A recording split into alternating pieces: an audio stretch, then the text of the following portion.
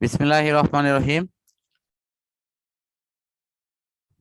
প্রিয় শিক্ষার্থীরা, আমাদের প্রতিষ্ঠানের অনলাইন শিক্ষা কার্যক্রমের অংশ হিসেবে আমরা আজ মাধ্যমিক শ্রেণীর পদার্থবিজ্ঞান এর সপ্তম অধ্যায় শব্দ তরঙ্গ অংশ নিয়ে আলোচনা করছিলাম। পূর্বের ক্লাসের ধারাবাহিকতায় আমরা এখন কম্পাঙ্ক এবং পর্যায়কালের মধ্যে সম্পর্কটি দেখব। তো কম্পাঙ্কের সংজ্ঞায় বলা হচ্ছে যে একটি পূর্ণ কম্পন সম্পূর্ণ হওয়ার বিষয়টি সেখানে থাকবে, আর 1 সেকেন্ডে সেটা কতবার সংঘটিত হয়। তো আর পর্যায়কালের সংজ্ঞাটা হলো এরকম যে একটি পূর্ণ স্পন্দনের সময়কে বলা হয় পর্যায়কাল। তাহলে সংজ্ঞা অনুসারে একটি পূর্ণ কম্পনে যদি টি সেকেন্ড সময় লাগে, তাহলে ওই কণাটি টি সেকেন্ডে কাঁপবে হলো মাত্র একবার। টি সেকেন্ডে যদি একবার কাঁপে, তাহলে 1 সেকেন্ডে কতবার কাঁপবে? 1 সেকেন্ডে কাঁপবে অন ভাগ কত, টি বার। দেখো, এটা কি বুঝতে পারতো সবাই যে একটা জিনিস টি সেকেন্ডে কাঁপে হলে একবার, কম্পনটা হয় একবার, এটা কিন্তু কম্পন। তাহলে 1 সেকেন্ডে কম্পনটা কত হবে? 1 ভাগ টি না?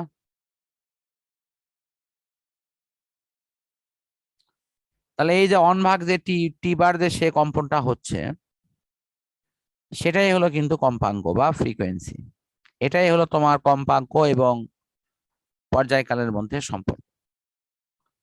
এবং এই সম্পর্ক দিয়ে কিন্তু খুব ছোট্ট একটা অঙ্ক আসতে পারে, বিশেষ করে নৈবেত্তিকে। আমি দু একটা উদাহরণ দিই, তাহলে বিষয়টি আরো ক্লিয়ার হবে। ধরো, কোন একটি বস্তুর কণার পর্যায়কাল হলো 0.2 এতটুকু, তাহলে তার কম্পাঙ্ক কত? পর্যায়কাল যদি এত সেকেন্ড হয়, তাহলে তাহলে তার কম্পাঙ্ক কত হবে? তাহলে আমরা লিখি কম্পাঙ্ক এফ ইজিক্যাল টু কত, 1 ভাগ টি। টিটা নিচে হবে, এটা হলো 1 ভাগ হলো টি। তাহলে এখন বলো টির মান কত বলো তো? এখানে দেওয়া আছে টির মান হলো 0.2 সেকেন্ড। তাহলে 0.2 সেকেন্ড হওয়ার অর্থ কি? আমাকে 1 দ্বারা ভাগ করতে হবে, তাই করা লাগবে না? অর্থাৎ 1 ভাগ হলো 0.2, এটা ভাগ করার পর ভাগফল কত পাওয়া যাবে? যাদের কাছে ক্যালকুলেটর আছে, ক্যালকুলেটর টিপে দেখো কত আসে। আর যাদের ক্যালকুলেটর নাই, তারা মনে মনে এই দশমিক তুলে দাও, তুলে দেন, উপরে গুণ দাও 10। তাহলে এই যে 2 দিয়ে যদি কাটো দশক, কত হয়? 5 না? তাহলে এই যে তোমার হলো 50%। এই যে 50। তাহলে এখন তুমি বলো, তাহলে কম্পাঙ্ক তোমার কি 50? কম্পাঙ্কের এককে হার্স লেখা হয়, এই জেট লেখা আছে মূল বইয়ে, দেখো কম্পাঙ্কের একক কি কি বলা হয়? হার্স। এই হ্যাঁ জেট, স্যার। এই জেট লেখা আছে। আমি একটু দেখাই তোমাদেরকে, তাহলেই বুঝতে পারবা। কি বিশাল বিশাল অঙ্ক তো, বলো পারবা না এই অঙ্ক? ইনশাআল্লাহ। ইনশাআল্লাহ। হ্যাঁ স্যার। এই যে দেখো হার্স লেখা আছে, এই জায়গাটাতে আমি তোমাদের একটু দৃষ্টি আকর্ষণ সবার করতেছি, যেটা পরীক্ষায় আসে। এই জায়গাতে স্টুডেন্টরা পারে না। খুব ভালো করে দেখো, কম্পাঙ্কের একক হলো হার্স। এটার আর একটা একক হলো, দেখো এই যে দেখছো কি, 1 বিপ পার সেকেন্ড। আর একটা একক হলো 1 সাইকেল পার সেকেন্ড। আরেকটি একক হলো 1 স্পন্দন পার সেকেন্ড। এগুলো কিন্তু নৈবেত্তিকে কিন্তু দেয়। এখন মুখস্থ করে গেছে হলো হার্স, আর এগুলো আছে সেগুলো সে বোঝেনি। তাহলে বহুপদী সমাপ্তি সূচকে যদি এর ভিতর থেকে দুটো দেয়, আর একটা যদি ভুল অ্যান্সার দেয়, তাহলেই তো ছাত্রছাত্রী দেখবে দেয় ওই সবাই করবে কি, এটা অ্যান্সার করে আসবে। কিন্তু পাশের গুলো ওদের সঠিক, সেটা কিন্তু করে না। সবাই বুঝতে পারছো কি? হ্যাঁ স্যার। আচ্ছা, আরেকটা জিনিস, এটাও জি। নৈবেত্তিকে আসে। এই যে হার্স সমান কি লেখা হয়? হার্স সমান হলো 1 পার সেকেন্ড। এগুলো সূক্ষ্ম জিনিস মনে রাখো। কারণ ওয়েবের থেকে এগুলো দেওয়া হয়। তাহলে আমাদের তরঙ্গ সংশ্লিষ্ট রাশির এই অংশটি মোটামুটি শেষ। এখন আমরা দেখব হলো আর মাত্র 2-3টা সংজ্ঞা আছে, এটা দিয়ে আমাদের এই ক্লাসটি ইনশাল্লাহ সমাপ্ত করব। এখানে আছে বিস্তার নিয়ে। বিস্তার কাকে বলে? আমাদের এই তরঙ্গ সংশ্লিষ্ট যে লেখচিত্রটি এখানে দেখানো আছে তোমরা দেখো, এই লেখচিত্রে এই যে মাঝখানের এই অবস্থানটার নাম হলো সাম্য অবস্থান। এখান থেকে দেখো যে কোনো একদিকে কণাটা কত বেশি দূরত্ব অতিক্রম করছে, যে কোনো একদিকে, এই যে উপর দিকে অথবা নিচের দিকে, এটার নামই হলো বিস্তার। দেখো লেখা আছে কিন্তু। রিয়াজুল, তুমি দেখতে পাচ্ছ ডিসপ্লেতে? হ্যাঁ স্যার। দেখতে কোনো সমস্যা হচ্ছে কি বুঝতে, দেখতে? না স্যার। হ্যাঁ, না। তোমার তো আজকে এটা নতুন অভিজ্ঞতা। হ্যাঁ, এর আগে তো মনে হয় দেখো এরকম এরকম ক্লাস তো এর আগে করোনি অনলাইনে, এরকম স্ক্রিন শেয়ারে ক্লাস করছো কি? কি কি মনে হয় যে আমরা ইনশাল্লাহ যদি করোনা আমাদেরকে পরস্পর থেকে দূরেও রাখে, কিন্তু আমাদের এই নেট ব্যবস্থার মাধ্যমে আমরা ইনশাল্লাহ কাছাকাছি থাকতে পারবো না? হ্যাঁ স্যার, হ্যাঁ, ইনশাআল্লাহ। ইনশাল্লাহ।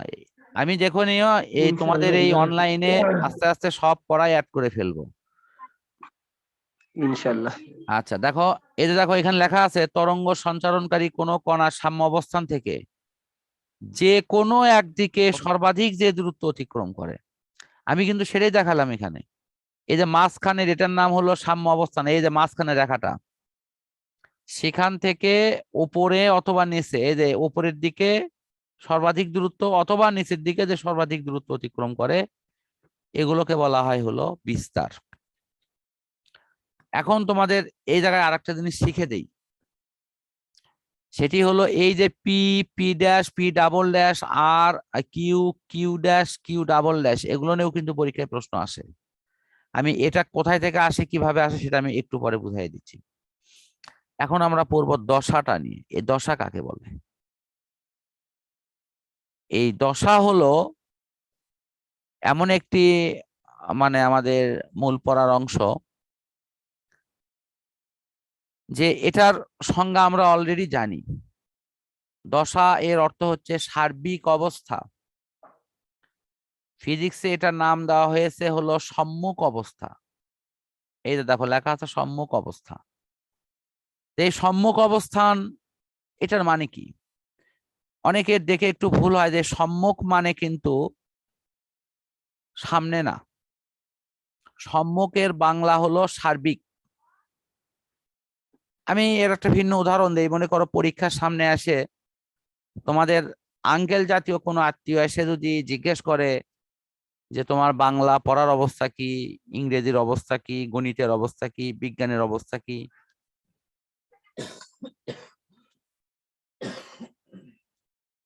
এখন তোমাদের অ্যান্সারটি যদি এরকম হয় যে বাংলা যাই হোক মোটামুটি পারি, ইংলিশের ফার্স্ট পেপারও তেমন সমস্যা নেই, কিন্তু সেকেন্ড পেপার অত ভালো পারিছি না, সেখানকার ন্যারেশন ভালো বুঝতেছি না, রাইট ফর্ম অফ ভার্বস পাচ্ছি না, ট্রান্সফরমেশন অফ সেন্টেন্স তো আমার মাথা ঢোকেই না, তারপরে বাংলা ব্যাকরণেও একটু একটু করে কঠিন লাগে, অঙ্কর মধ্যে বীজগণিত যাই হোক একটু পারি, কিন্তু জ্যামিতি ত্রিকোণমিতি মাথাতেই ঢোকে না। আবার বিজ্ঞানের অবস্থা কয় সেটাও আছে, কিন্তু তাও কিছু কিছু জায়গাতে একটু বুঝ কম আছে। তা তোমার ওই আঙ্কেল তখন তোমাদের আব্বু আম্মুর সাথে বলবে কি যে তোর ছেলে বা মেয়ের অবস্থা তো গেছে, তার দশা গেছে। এই যে তার দশা গেছে বলতে কি বোঝাচ্ছে? তার সার্বিক অবস্থা বোঝানো হচ্ছে না?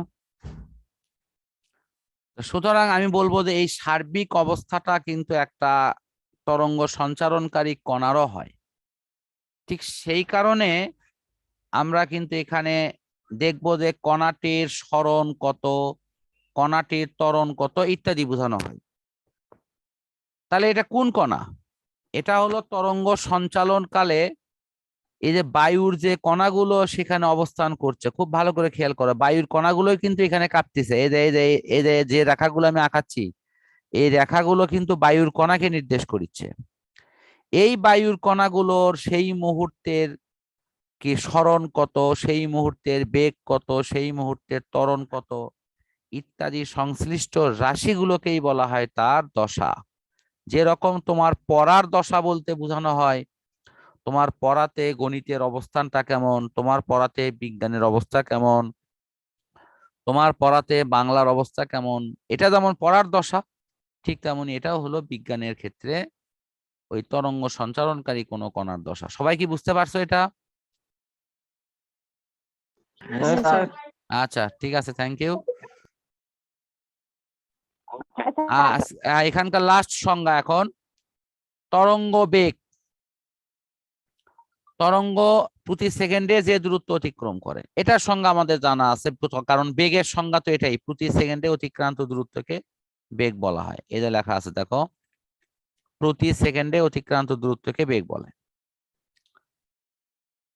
তো এখন এর ধারাবাহিকতায় আমরা দেখবো হলো তরঙ্গ দৈর্ঘ্য নিয়ে। তো তরঙ্গ দৈর্ঘ্যটা আমি আসলে এখানে থেকে সংজ্ঞাটা দিচ্ছি না, এই কারণে এটা আঁকায়ে দেখাতে হবে, দেখালে এটার মানে সংজ্ঞাটা তোমাদের চট করে হয়ে যাবে। তাছাড়া এখানে সংজ্ঞা যখন কেউ পড়ে এটি সহজে মনে রাখতে পারে না। আমি তারপরে এখানকার সংজ্ঞাটা বলে দিচ্ছি।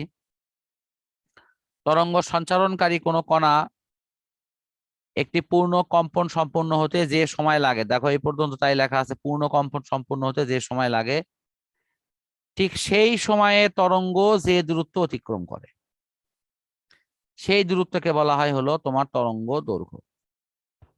এখন এই সংজ্ঞাটি হয়তো এভাবে অনেক সময় মনে থাকে না, তবে তারপরে একটা বিকল্প সংজ্ঞা কিন্তু আছে। তরঙ্গের উপরস্থ দুটি পরপর সমদশা সম্পূর্ণ কণার মধ্যবর্তী দূরত্ব, এইটুকু কিন্তু একটা ছোট সংজ্ঞা আছে।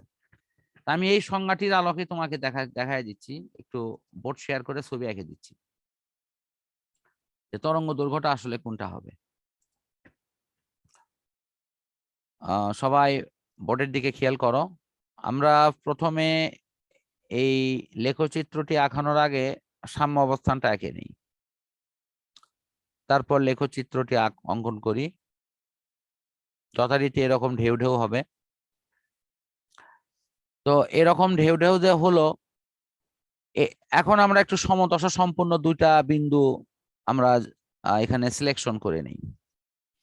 ধরো এই এই এই জায়গার দশা যা, এই জায়গার দশা তাই, এই দুইটা অংশের মধ্যে যদি আমি দূরত্ব নেই তাহলে এটি হবে কিন্তু তোমার তরঙ্গ দৈর্ঘ্য।